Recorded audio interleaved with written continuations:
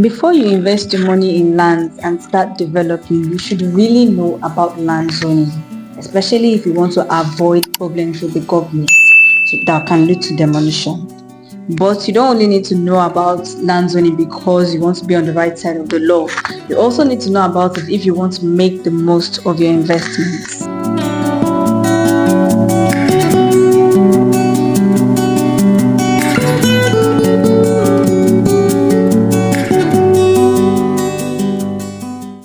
Now, what is land zoning? Land zoning is basically how the government sections lands in particular areas for housing, business, or industrial purposes. If you want to know more about it, I made a whole video about it and you should check it out. The link will be in the description. Also, I made another video on the types of land zones we have. The link will be in the description, so you should also check that out if you really want to understand all of this. But before you leave, let's really talk about why, as an investor, you need to know about land zones. Investors who focused on lands that were zoned for residence or mixed use, that is residential and commercial, they really capitalized on the demand for housing and spaces for small businesses, and now they're making it because now there's a high demand for housing. People don't even build houses like 2-bedroom flats anymore. When you build smaller houses, you can build a lot more. People are going to rent because now you hardly see families like a whole big family looking for a place to stay. It's just like one person, two people, new family and all. So people who really capitalized on residential and commercial spaces, they're enjoying it now.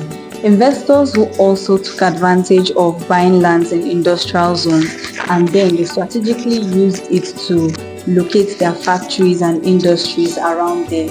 They are also benefiting from access to infrastructure, amenities, and everything that really helps industries, because before the government will zone a land for industry, they also provide everything that makes it easy to have an industry in that area. Like they have access to good roads and all of that. Then also, people who invested in agricultural zones, they're also testifying to it. If you've seen this movie, Treasure in the Sky, there's this farm they used to act the movie, Alfalfa Farms. Now, they have a very big farm that they do both crop and livestock farming. This has contributed to food production, job security, and all of that. So if you invest in an agricultural sector, you can also make it big. You don't have to, have a big farm. You can start with something small, just farming things that can help with food. You can provide jobs that way. You also contribute to the food. Remember that Nigeria has a very, very fertile land. We have favorable climate, and agro-business would really prosper in our country. You can also capitalize on both existing and planned infrastructure. For example, people who are buying lands in areas that are close to, let's say, Dangote refinery and so on and so forth, they use those things as factors that can make people want to buy the land.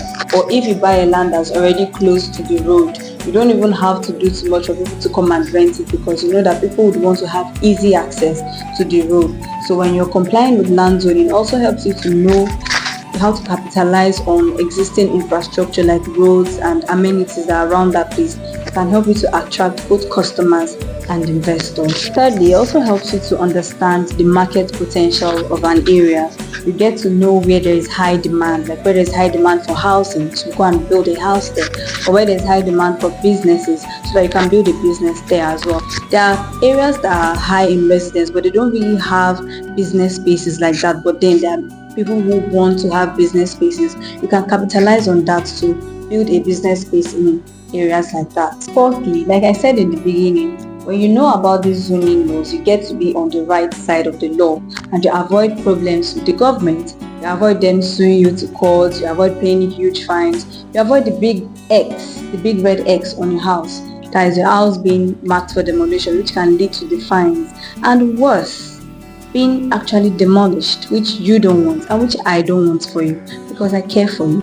Because there are places where people built high-rise buildings that shouldn't be, that the government demolished. Like if you check in Lagos Island now, buildings are actually falling because they were very high-rise buildings, like 3 or 4 built very close to each other with little space between them. Those buildings were built a long time ago, and then it seems like, oh, it is strong, but they have stood the test of time and they have, they have served their purpose, and they're now coming down and killing people. So you should really take note of land zoning laws, not only the kinds of houses you can build, but also how high and the kind of setback, the kind of space you should give to houses in specific areas to make the quality of life better for people who live in this country.